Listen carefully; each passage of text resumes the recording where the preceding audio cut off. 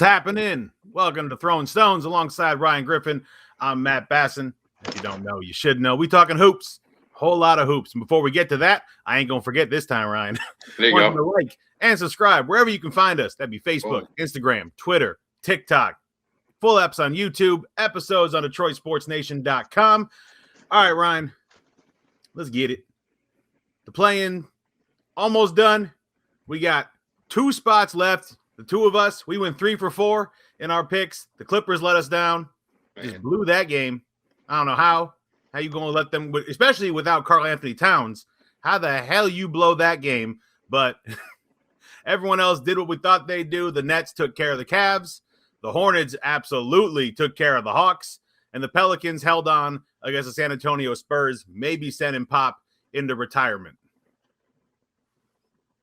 Yeah, the Clippers, they did let us down. I was looking stupid, saying they might be, the most dangerous, lower-seeded team in the playoffs. Not that game, at least, right? Mm-hmm. They still got one more game to get in to try and do that and get some of their guys back.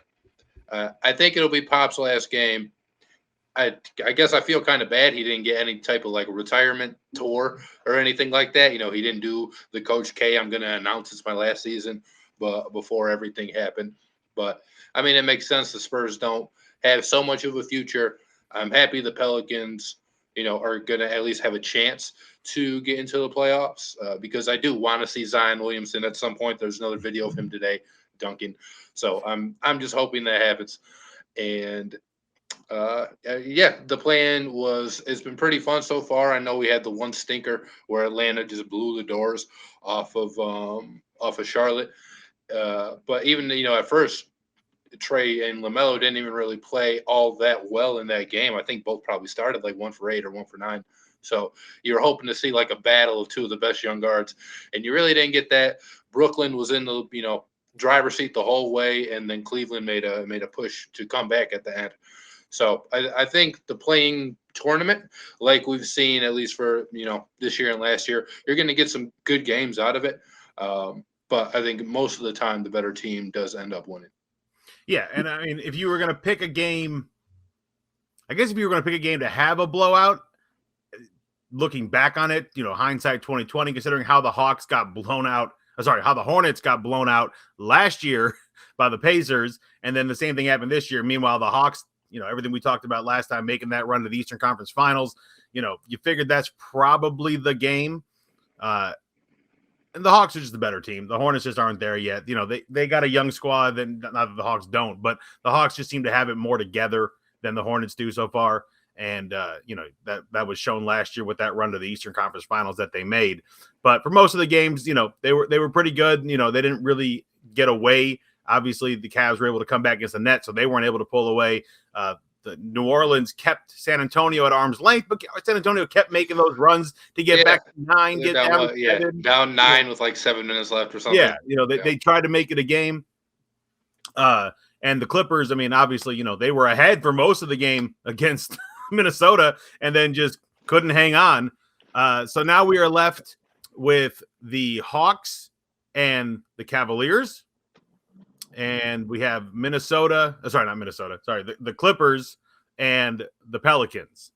So I still think what we said about the Clippers is a possibility. They just got to take care of business at home against the Pelicans to make sure they get that 8 seed and get into the playoffs. But, as good as Phoenix is playing, I don't think the Clippers could take them down. I'm almost positive the Pelicans couldn't take them down, but I think the Clippers would give them a better matchup.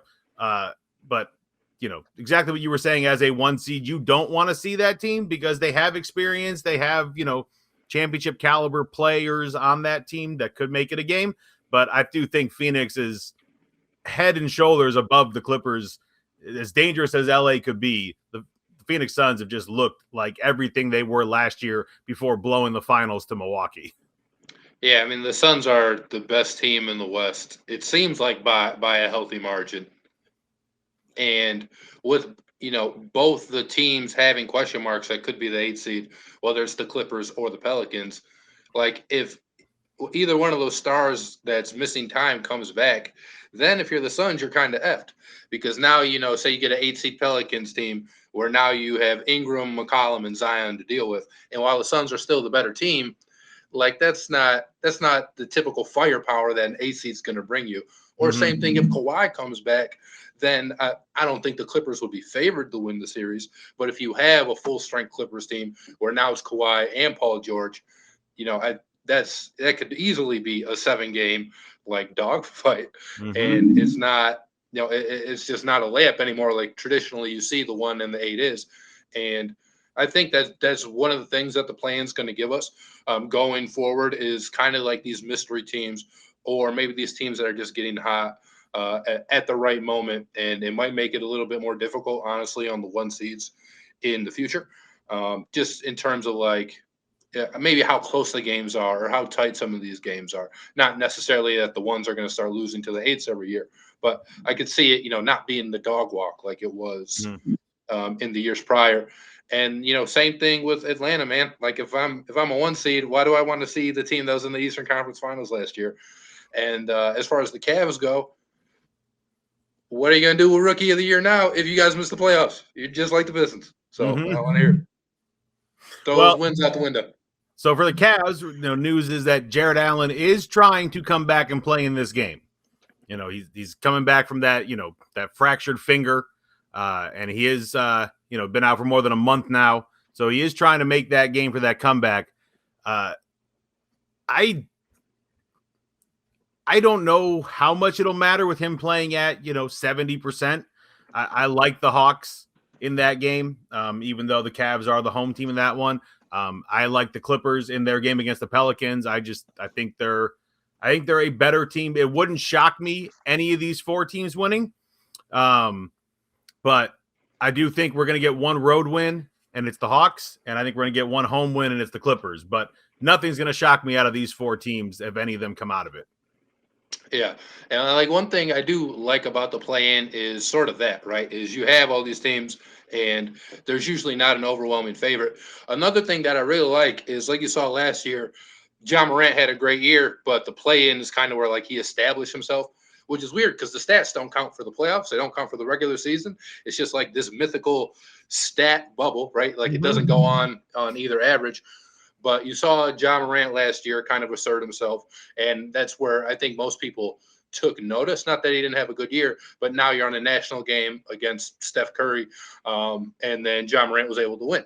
And this year, you kind of saw the same thing with Anthony Edwards, right? Anthony Edwards, D'Angelo Russell, not to the same extent because he's been in the NBA for a while now. But I like it because I think you're going to get more of these teams, or even maybe next year with the Cade Cunningham, right? You're going to get these younger guys, these first, second overall picks, whatever the case is. And in the second or third years into their career, when they're really starting to like figure the game out, I think there's going to be a lot of play-in all-stars, as I guess the best way you could frame it, where it's that real like first big game. And I feel like, it's going to give a lot of these guys that kind of exposure to start like those narratives early of, oh, he performed in a big game, even though it was just a play-in. But like you saw the Wolves going crazy after they won. It means a lot to these guys, and I think it's cool, at least for 2 years in a row, that a small sample size, but we've had a John Morant coming out party, and we've had like an Ant Edwards coming out party. Yeah, I like about it that you get that for teams that normally wouldn't make the playoffs, especially the 9 and the 10s, but just in general, having this winner take all game where you've got to perform at your best if you are going to continue. So it's like a game 7 for most of the teams playing in this play-in tournament. So I like that we get that feeling.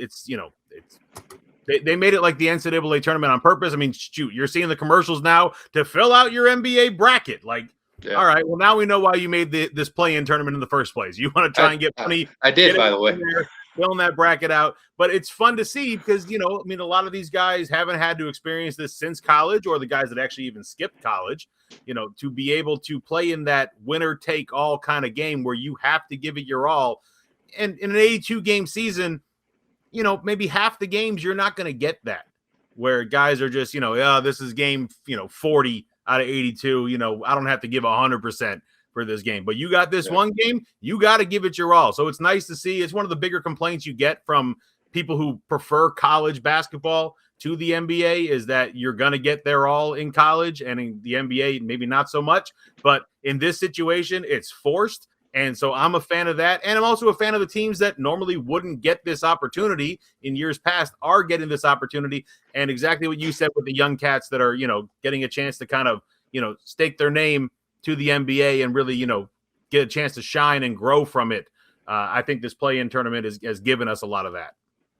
Yeah, it's kind of funny because that's like one of the things that I don't like the most is the fact that like a 10 seed who has 10 less wins than the 7 seed, like can still get in over that 7 seed, but at the same time, like I'm a glutton for the NBA and I'm going to watch all the games. So my complaint means nothing because I'm just all right. Well, before we dive into the actual NBA playoffs, we got to talk about Minnesota.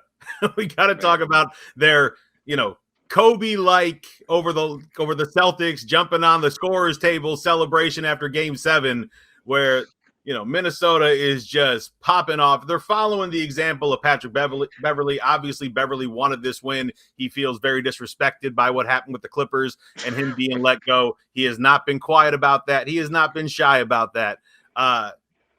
Before I give my opinion on where I stand on that, where do you stand on the Timberwolves celebration after winning the play-in game?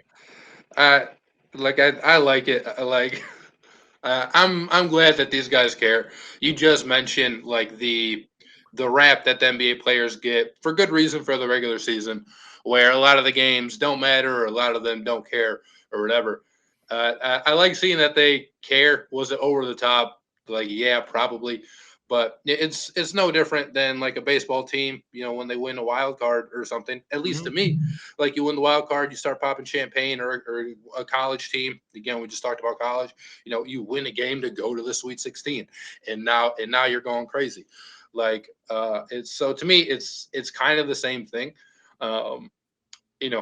Beverly. It's different for different teams too. I know Minnesota hadn't been to the playoffs in a while, and last time they were there, they were an 8 seed, and they got smashed. But I don't know. I liked it. I wanted to find a way to make fun of it because in the moment I did think it was like ridiculous and silly. But I'm glad seeing that these guys care, and I think it's fun. I agree. I'm glad seeing these guys care. They took it a little too far. Well, sorry, let me back up. Patrick Beverley took it a little too far. Wolves, I didn't see too much out of them, but Beverley definitely had a whole bunch of vitriol coming out of his mouth versus his former team. Take their asses home and all that, long flight to LA and all that stuff. Little much on that one, but it's Patrick Beverley. It's what you get from him. That man has a mouth on him, and he's going to use it. But I agree. I like that they care and that you see that they care, that this wouldn't matter to them. And, in the beginning, they were celebrating it with their fans. And so that I like to see. I like to see them engaging the fan base, no matter what the team is, for the most part, except for Boston and maybe San Antonio and maybe Chicago. But for the most part, I like to see the teams, ingratiating the fans into it, celebrating with them. So I'm more on the JJ Redick side of the argument than I am the other side. Yeah, I think it's like the stupidest thing that I saw was you did like the Pat Bev and he's crying and like whatever. Like that's fine. That's one that you can analyze. I'm like, maybe too far. But then they showed a picture of like Karl Anthony Towns kissing his girlfriend. It was like he could have done that after a regular game and like it wouldn't have been too much. So I think people were just hating just to hate. Yeah, I get it. All right. So we got 6 of the 8 matchups ready to go. We're still waiting to find out who the 8 seed is going to be. But in the East, we know that the number 2 seed Boston Celtics are going to be hosting the Brooklyn Nets, the 7 seed. We know that the 3 seed Milwaukee Bucks are going to be hosting the 6 seed Chicago Bulls. And we know the 4 seed Philadelphia 76ers are going to be hosting the 5 seed Toronto Raptors. So we'll go side by side on this one. So I'll get to the West afterwards. But let's go with the East first. Which series do you think is more likely to have the blowout? And which series do you think is going to come down to the wire? I think the one that's most likely to have the blowout is pretty easily Milwaukee and Chicago. Chicago's been like really bad since they started out the year really good, and Milwaukee just seems like a team that's not here for games in the playoffs. Like they're not here to fool around. Their leader is certainly not a guy known to take games off. It seems like they mean business. They seem like the type of team that's not going to get lackadaisical after going up 3-0 and like, okay, we'll give them game 4. We'll win game 5 at home. They seem like they want to end you in 4. And that's what I think will happen.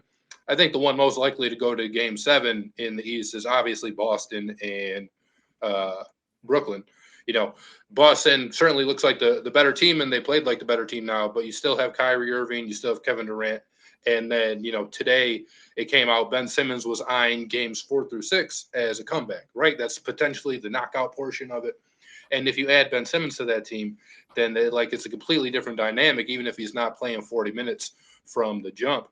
But anytime you have, Kyrie Irving and Kevin Durant, it's never going to be an easy game for you. And I mean, we saw it. Kyrie started off 12 for 12 in the play-in game, and KD had 25 points and 12 assists or something. It's a team that plays well. They got shooters all over the place. They have some bigs. They do have Andre Drummond. They do have Claxton. So it's more bodies than I guess we thought they'd have. But I think that's the best first round matchup in all the playoffs, and the one I'm most excited to watch. I can't. So I agree with you. First of all, on the blowout. Even when the Bulls were good this year, they sucked against the best teams in the East and West. They didn't beat anybody good. Right. So even when they were good, they weren't good against the teams that matter, the teams they're going to face in the playoffs. And Milwaukee, I think, is just on another level. You've seen it throughout the years that they have gotten and taken these steps to get better and better. And then obviously it culminated with the championship last year. But I don't know if the Boston Nets game is going to be a better series or the Philadelphia-Toronto series is going to be a better series. I think Boston is still the better team than the Nets. And it's crazy to say when you look at the top 2 stars for the Brooklyn Nets. And with Boston losing their defensive centerpiece and Robert Williams, who apparently they're talking about might come back in time for this series. I don't know how that's possible, but maybe. But you're looking for that ascension for Tatum and Brown, kind of take those next steps, especially Tatum. Tatum's the one they all focus on. Is he going to be the next KD and all that stuff? Brown's kind of the secondary out of it. But I just think Boston has more complete pieces around them that you can kind of depend on the other guys to step up more than you can for the guys rocking a Nets jersey, despite all the names that you can mention on the Brooklyn Nets, from Blake Griffin to Andre Drummond, to Seth Curry, to Bruce Brown, and God, Pistons must be kicking themselves. They didn't use Bruce Brown right, clearly. Just add that one to the list. Put him, Chris Middleton, and a bunch of others on the list of players that the Pistons just either gave up too early on or just didn't know how to utilize, because he's been a heck of a lot better in Brooklyn than he ever was in Detroit. But then you look at the Toronto and Philadelphia series, and you would think Philadelphia should have no issues with this series, even though it's a 4-5 matchup. But you look at the last couple times they played, and the Raptors are the ones with no issues whatsoever. And Embiid has had problems. He has not been himself when he's played the Raptors this year. And, from Pascal Siakam to Fred VanVleet, these two guys have really stepped up. When Pascal went down with the injury, Fred VanVleet was carrying that team really. And then, Pascal comes back and he's averaging 25 a game, acting like there's no big deal that he wasn't even missing. So it's these two series to me out of the East, I think, are going to be by far the two best. And I will not be surprised at all if the Raptors end up winning that one in 6 or 7.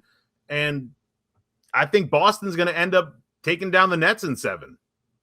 So the thing about Boston, which I think could give Nets even a slight advantage or at least a fighting chance until Ben Simmons comes back, is that they don't have Robert Williams. And he might come back in the series, 2 at some point, right?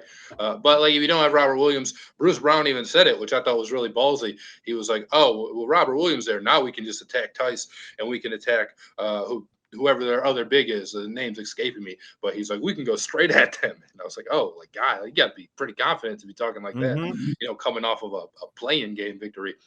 And then as far as the Raptors and the Sixers go, I think the Sixers, top end talent, just might be too much. I know Embiid has struggled against them, but the game does slow down in the playoffs. And, I think that can help guys who go to the foul line a lot, like James Harden does, like Joel Embiid does, where if it's tougher to get points, they're probably going to get less foul calls, but both those guys are still so good at drawing fouls that I think they're going to, get up their free throws eventually. And I do see that being a tough series as well, though, like a really pesky one. Because even if the Sixers, you look at the names and think they're a better team, the Raptors are just a really tough team, and they're going to fight and make you work for everything. So if you're picking an upset in the East, you're picking the Nets to upset the Celtics. Yeah. All right. I'm going to go with the Raptors to upset the 76ers. It's a 4-5. It's not exactly going out on a limb, but again, same thing as I just said, but with the teams that we were mentioning the play-in, it won't surprise me of any of these 4 teams, moving on out of these 2 games. I mean, hey, man, like even, I don't know, like the Hawks and the Heat, I feel like the Heat got to be a little bit on alert if the Hawks end up getting the 8 seed. Well, we're going to have to wait to make sure the Hawks actually get that 8 seed before we can break down that one. All right, so in the West, you got number 2 Memphis taking on number 7 Minnesota. You got the 3rd seed Golden State taking on 6th seed Denver, and then you got 4 seed Dallas and 5 seed Utah. So same questions. Which one do you think is the blowout? Which one do you think is the closest battle? I think Memphis is going to blow out the Timberwolves, which like totally wrecks my hot take. We talked about brackets a little bit. The Clippers busted my bracket because if the Clippers were the 7, I was totally ready to pick the 7 seed Clippers to upset the Grizzlies. That's not how it shook out. I think the Grizzlies should beat the Timberwolves pretty easily, and I just think they're a better team. With or without John Morant, they've been really good this year. I think Jaren Jackson Jr. can do a great job on Karl Anthony Towns. And then Memphis just has so many other guys that can throw at you, whether it's Dylan Brooks, obviously Ja, they got Desmond Bane. And it's just like a really tough team to try and guard and, to try and score on. As far as the closest series, probably, I think the 4-5 will be pretty close, except Luka's out for game 1. So I think the 5 seed Jazz are probably going to get the upper hand because even if Luka comes back, I don't know that he'll be 100%. And I think the Warriors and the Nuggets is probably the most interesting series. But again, we don't know if Steph Curry is going to come back. He was on Draymond's podcast talking about, his plan has always been to come back for game 1, but nothing's been confirmed for that yet. But I think that'd be interesting because you have this Nuggets team who has been playing without stars all year. Obviously, they have Jokic, but they've been playing without Michael Porter Jr. and Jamal Murray. And while that is a detriment to them, they've at least had basically the entire season to play with the group of guys that they're playing with. Mm-hmm. Whereas the Warriors, they were trying to work back. They're trying to work back Steph now. They're trying to work back Klay Thompson. They're trying to work back Draymond Green, not too long ago. Trying to work back, a guy like James Wiseman into the lineup. Again, not too long ago. So I think that's going to be an interesting series. Probably not a whole lot of defense played, but I can see that one where it's, 1-1. 2-1, 2-2, 3-2, 3-3, all the way to a game 7, because I do think those 2 teams are that, I think they're that even, where the Warriors have the star power and they have home court, but the Nuggets are going to have that team cohesion, as weird as that sounds, because, they're missing their second and third best players. So just for updates for those out there, Steph did scrimmage with the Warriors, and he is optimistic that he'll be ready to go for game 1. If Steph is 85% for this series, I think this thing's a wrap in 5. Damn. I don't look. I understand what Jokic has done with the team around him, but I look at the Warriors who have all this experience and still all this talent, and the head coach and Steve Kerr that has been in this situation so many times already that I don't believe Denver is going to put up much of a fight. Again, I think it might be 1 game. It might be 2. They might steal one, for a second game. But I think the Warriors are going to end up actually beating down them if Steph is there. Even without Steph, if Steph is, missing the first game or 2, I agree with you. It could absolutely go 7. But if Steph's there for game 1 and he's 80% or more, I just have a hard time seeing Denver handling what the Warriors can do when they play as a cohesive unit. Anybody actually in the NBA, but Denver with missing 2 of their 3 biggest stars to go along with Joker, I just think it's going to be a hard battle for them. The Dallas one, Luka's not going to play game 1. That gives Utah a heck of a lot of optimism to make this a battle. But everything we've talked about with Utah this year, the chemistry issues, how they have fallen off this year, I got to believe that unless Luka is out for games plural, I think, Dallas is going to end up taking that series in 6 or 7. And then I agree with you with Memphis. I think Memphis is not going to have too many problems with Minnesota. They're not that experienced yet, so I can see this going 6. I don't think it's going to go 7. But I don't know if they're going to beat them in 5 either. I don't know if they're going to gentleman sweep them. I think there could be, another game that Minnesota somehow steals. But Ja absolutely has the ability to go off every night for 40-plus points. And we see Memphis's record without Ja, which is just like the weirdest thing to see. Like, for someone as important and as good as Morant is, to see his team play so well without him, it's just a weird anomaly of like, okay, this is just a good team on its own without having its best player, which is, a rare occurrence in the NBA. Yeah, I think the one spot that we disagree on is I think Utah is going to beat Dallas. I think Luka being out game 1 is obviously a big deal. But even when Luka comes back, as great as he is, I don't love the Mavs offense in the playoffs because it's a lot of, Luka's the center of the universe, and then all the other guys are trying to make things happen. And typically we've seen that not work out in the playoffs, right? I know the Rockets were able to win a couple series, but James Harden had a better supporting cast around him in Houston than Luka does in Orlando right now. In Dallas right now.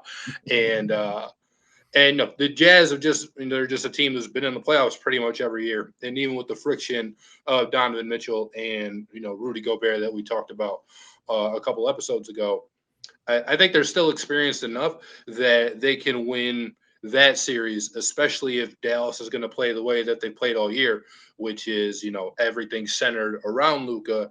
And obviously, you don't have him for game 1. He might be hampered the rest of the series. I don't think it's a great sign that he's not playing in game 1 necessarily. And I just don't think the supporting role is like with those guys just kind of like standing around. I don't know that that's going to be enough to, upset. And they might be favored. It's probably pretty even. I just don't think it's going to be enough to beat a Jazz team who has been together, who does have a guy of their own, who's, a borderline superstar in his own right. And then, another guy who's one of the best defensive players in the league. Yeah, I mean, unlike the East where I can see a couple upsets happening, the only quote-unquote upset I see happening is the 5 over the 4, and they're so close, even with Luka healthy, I'm sure it's almost a pick 'em. And without him, obviously, I agree with you. I'm pretty sure Utah has to be a little bit of a favorite without Luka Doncic there for Dallas. I don't see Denver pulling off a flat-out upset over the Warriors, and I don't see Minnesota pulling an upset over Memphis. Until the Clippers get Kawhi back, and then watch there out you for go. this. All right, so we got weeks to break these games down because the playoffs are just about to get underway. Looking forward to it, as always. Ryan, 6 years ago, on this date, I ordered an awesome pair of Nikes. I saw the ones that Kobe was rocking on his final game, the black ones with the gold swoosh in them, and I was looking at them and I was like, this is my man's last game. I've got to get me a pair of those. And then I went on the Nike ID and you could, design it yourself. And I'm like, oh, hell yeah. So I made them absolutely unique, and I still to this day have not worn them. They sit in the box looking extra crispy. But on yesterday, April 13th of 6 years ago, Kobe Bryant came out and dropped 60 points on the Utah Jazz, thanks to Shaq, who challenged him to score 50. And one of the best quotes from Shaq that I can't say on the air, but I challenged him to score 50, and the MFer scored 60. But have you ever seen anything like that? Do you think we'll ever see anything like that again for a man in his final game? I understand he took 50 shots. No. But the man scored 60 points in his swan song game. No. I mean, I honestly, maybe LeBron. Right, when LeBron decides to hang it up, LeBron's going to want that retirement tour just like Kobe. He's certainly going to announce, this is my last season playing. So I could see LeBron doing it. And, trying to play up him and Kobe being such great friends, he might score exactly 60. Just to, kind of have that parallel with him and Kobe. Other than that, no, I don't think we're ever going to see anything like that. Again, because it takes – it takes such a special combination of like star power, and you still have to be able to do it. And you still have to play the amount of minutes, right? Most of the guys who are retiring or who we know it's going to be their last season, they're usually pretty old and they're not out there running, however many minutes Kobe played. Probably played like 40 minutes a game. Mm-hmm. So I just don't think we'll see it. One thing that I do remember about that day, and it's just like a testament to the star power of what Kobe Bryant brought, was that was the same day that the Warriors were going for 73 wins. And the games were on at the same time. So they're both being broadcast on television. And as much as I wanted to see the Warriors do 73-9, I was on the Lakers game and Kobe's going off, and I'm like, I'm not really going to switch back and forth. Like I kind of got to watch this. I got to see this through. He has an awesome speech at the end, and it was just a really special moment. I don't know what a top blank moment in NBA history it is, but it's certainly, up there. If you're going to give me a book of like 20, it's probably one of the top 20-minute moments in NBA history. Just seeing what he meant to the game and then seeing him be able to go out, one of the greatest scorers of all time, go out on 60 points, was special. 60 points in a win with some clutch buckets. So Yep. a lot of very kind of, Kobe-esque stuff, or stuff that we, got to know him for throughout his career was on display that game. So I was literally about to ask you which game were you watching between yeah. Kobe's 60 and the Warriors going for 73 wins, because I do remember that as well. But yeah, the 60 and the win, they're 17th of the year. They were projected, their over-under was 28, and they were nowhere near it. That was a bad basketball team. But that one final night, that was unbelievable. I don't know which I enjoy watching more, his 60 and his final, or when they replay the 81. Like, it's kind of, it's half a dozen either way. I love them both. But, to see his teammates, when he would pass the ball and they just throw it right back to him, like, no, not today. Yeah. Not today. I'm not taking any shots. You take these shots. For one of the greatest of all time, who had such, because I don't know, I think it gets lost. I think it gets forgotten with the Achilles injury, but Ryan, the man goes to the free throw line when he tears his Achilles and scores points 34 and 35 on the night with, 3.5 minutes to go. This man was still very much near the top of his game before the Achilles tear. And, to come back from it and even semi-produce the way he did, and then to just go out with that final one, I don't think we're going to see anything close to it. I understand the idea of LeBron doing it. LeBron, to me, just isn't that kind of scorer. I understand he upped his average this year from 25 to 30. Unless he's still able to drive to the rack when he's 44 years old, I just don't know if it's going to be possible, because I just don't think he can shoot the way that Kobe could shoot. But we've never seen anything like it before, and I think we're going to be hard-pressed to see something like it since. I bet LeBron gets close. I don't think LeBron goes out on 34. Like, I'll say that. Okay. I think LeBron's at least aiming for 50. All right, enough reminiscing. That was yesterday. That was yesteryear. Long time ago. We for the here and now. And our man, Michigan State Spartan bred, Miles Bridges. We got Maximum and Mouthpieces down there. Because the conversation should have been about Miles Bridges commanding a max contract, but it has very recently become Miles Bridges smacked a girl in the face with his mouthpiece when he was trying to hit a taunter when he got ejected from the game against those Hawks. So, Miles came out, press conference, apologized profusely, feels bad about it. Great apology. Was that? It's a great apology. And it's not a good look.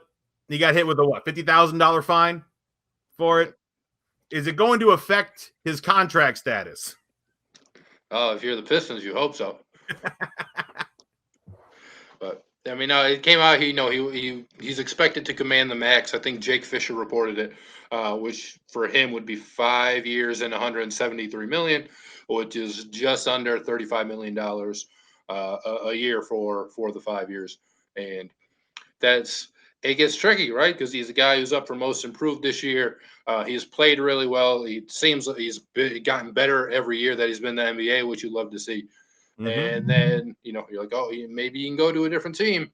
But then you throw that $35 million, a year price tag on him. And you're like, oh, no, maybe not for that. Maybe I don't want my team to sign him. Or as a guy all year where it's, oh, man, if the Pistons get Miles Bridges next year, Like, watch out. You got Sadiq, you got Cade, you got Miles Bridges, Killian, Isaiah Stewart, all those guys. And then now you're talking about that kind of money instead of 25 million a year. It's 35, and I think it just gives you a little bit of pause.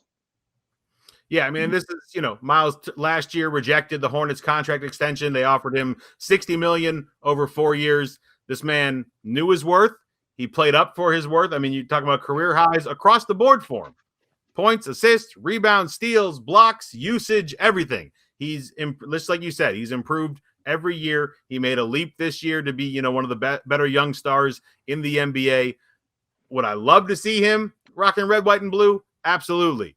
For 35 mil a year, that's any price tag, Ryan. I know. Yeah, it's tough, and he is what the Pistons could use. He's a scorer, 20 points a game this year. 7 boards. Still not that great of a 3-point shooter. 33%, 80% from the line. And obviously like a super freak athlete, which the Pistons are lacking tremendously. They don't have anybody that's as athletic. That man, as Miles Bridges is. Yeah, I don't know. It's tough. As much as I have loved the idea of Miles Bridges on the Pistons, really since he was coming out of the draft, and especially seeing what he was doing this year, I don't think that I want to max him out. Not yet, anyway. But I mean, Troy Weaver did make a comment the other day. The Pistons are going to be more aggressive in ways that they weren't aggressive, since he's been here, and obviously that's it hints towards free agency because they haven't really done anything in free agency except bring in Jeremy Grant, and everything else has kind of been a little bit more shrewd. Mm-hmm. But if I'm the Pistons, I don't think I want that. If it happens, I don't necessarily know that I'll be mad about it either. But I think for a max Miles Bridges, I think I would pass, as much as it hurts me to say. So I've thought about this a lot throughout their years in college, as well as their early years in the pros coming up. Which Bridges do you want more? We got Miles and we got Mikal. Yeah, I think I would take Mikal. To me, the defense is obviously a separator. He's also a good 3-point shooter, and he's just not that I don't trust Miles Bridges, I guess, but Mikal Bridges has obviously already played in the finals, and he seems like he would accept a role knowing that he is not the best player on the team, more so than like Miles Bridges would. It feels like if you're going to give Miles Bridges a max contract, he's probably going to want to be, the number one on the team. And here we have Cade, so that just wouldn't happen. And even if he's cool being the 1B, sort of like he is in Charlotte right now with LaMelo, I don't know. I just think Mikal Bridges, can kind of fit more spots easily and fill more holes that you have on a team. Yeah, I mean, defensively, I absolutely agree with you. And I mean, it's kind of obvious. One of these guys is up for Defensive Player of the Year. The other one is not. Offensively, we'd have a heck of a lot more fun watching Miles Bridges, and he could hit a couple game winners for us that I don't think, the other Bridges would. But I think overall, his defense, makes a bigger difference in the game than Miles Bridges' offense would. But so as much as it hurts me, I agree with you. But it's just something I've always thought about when one was at Michigan State and the other was at Villanova. And they were two of the better young stars in college as well. They had a lot of hype around them in college. So it was just kind of interesting to me. And I know they're not related or anything, but it was just like, oh, yeah, we got two big stars named Bridges, and their first names are similar. So I was like, eh. Yeah, I mean, you're probably going to have to max out, Mikal, too, especially after the Suns win the championship. He wins Defensive Player of the Year. Yeah, after the Suns win the title. Yeah, he's going to demand that. All right, before we sign off for the night, winning time, we got to discuss it. This was an interesting episode, Ryan. A lot of interpersonal situations, jumping from character to character, kind of dealing with their own stuff in this one with, Jack McKinney laid up in a coma and Paul Westhead going back and forth, from the hospital to figuring out how he's going to lead this team. And then Magic with his stuff with the endorsements and dealing with, I guess that's his agent and his agent's daughter. And it's just is a different kind of episode than what we've seen so far for winning time. Yeah, and you just kind of started to see like the branding of Magic Johnson, not just with the Phil Knight story, which at least as a story is true. Maybe didn't happen exactly like that, but he was offered stock, and then he turned it down to go to Converse, and today it'd be worth $5.2 billion. Um, you had that branding, you had his agent say, Magic, that smile shouldn't be giving anyone bad news. And then you even saw when Dr. Buss was trying to convince the bankers to, extend their loan payment or whatever he was trying to do. He's like, hey, Magic, come over here. And he's talking to them. He's like, this guy's our future. This guy's the face of the team. And Magic took that all in stride, after Richard Pryor had kind of told him not to. Right? He was like, hey, don't let these white people keep telling you what to do. And it seems like Magic made a business decision that's worked out very well for him. He's a very rich man. And I think that, yeah, man, that's really good of it. But I mean, I just think is to me that was kind of the more entertaining part of that, as opposed to Dr. Buss dealing with his mom, or Paul Westhead dealing with Jack McKinney. Man, could you imagine the Nike abracadabras? Yeah, I mean that was it too. They said, now your name's Magic. He's like, Irvin. They're like, nope. It's like, yeah, you're Magic. You might be Irvin. Brandon, you Magic. Yeah. It was I don't know, because there wasn't nearly as much action as we've been seeing, from some of the episodes before this one. But, there's good and bad for both sides of it, but getting the the deeper look into some of these people and their situations, crisis or whatnot they were dealing with. The Buss one is really interesting with the bank and the loan and all that, and how he could potentially lose the team because he can't pay back what he owes, to the Magic stuff, to obviously Paul Westhead, and just, you are now the coach of these teams, and can you do this? And he's like, no. Yes. Like, I don't know. I was teaching Shakespeare this time last year. Oh, I mean, he told him to start Michael Cooper. Yeah. Is the spiral down to Spencer Haywood, which we're about to see.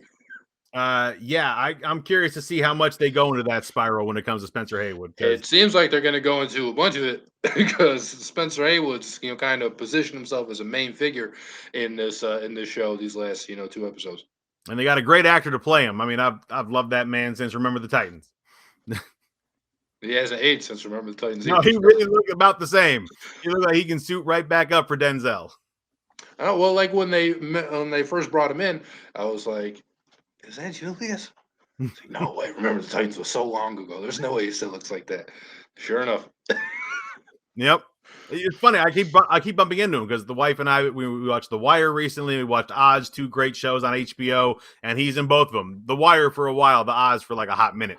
But I keep bumping into this man, and now I get the latest version of him, because even those were a lot of years ago. And so all of a sudden now seeing him, this one playing Spencer Haywood. And I know there's no way he's as tall as Spencer Haywood was, but they make it look good. And, he looks good with the beard. He doesn't look quite as old as I thought he would at this point in his life. But great actor, great role. The one I need to see more of to see if I actually like him or not is whoever they got to play Jack, because they showed that quick shot of Jack Nicholson, when Jerry Buss is meeting with the, with the bankers. And I looked at him for a minute. I'm like, I guess that's Jack. They should just get the real Jack Nicholson to play. Right? Like, come on. So regardless of age, this is you. Right? But de-age him like the Irishman. They made Captain America like 5'6". I'm sure they can make Jack look like he's 30 years old again. Probably. All right. Well, that's going to do it for us for tonight. Before we get out of here, got to remind you guys, like and subscribe wherever you can find us. That would be Facebook, Twitter, Instagram, TikTok, YouTube, and DetroitSportsNation.com. Of course, he's Ryan Griffin. I'm Matt Bass, and we Throwin Stones. Thank you for hanging out with us. We'll see you guys again real soon. I'ma get it, you know I be on the way.